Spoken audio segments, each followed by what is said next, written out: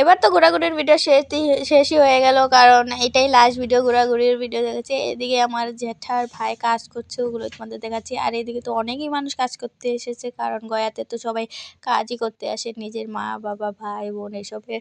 তো কি বলবো, আর আমরাও আমাদের ঠাম্মার কাজ করতে এসেছি, কারণ আমাদের ঠাম্মা আমাদের ছেড়ে চলে গেছে 1 বছরও হয়নি, তার জন্য আমরা সবাই মিলে এসে গেছি মানে পিণ্ডদান করতে। এখানে বলে পিণ্ডদান করতে লাগে, ওটাই আমি জানি না, এগুলো বাবা জ্যাঠাওরা করছিল আর ভাইও করছিল, কারণ আমাদের কাকাও আমাদের সাথে নেই, আর মানে 1 বছর হলো হয়নি এখনও।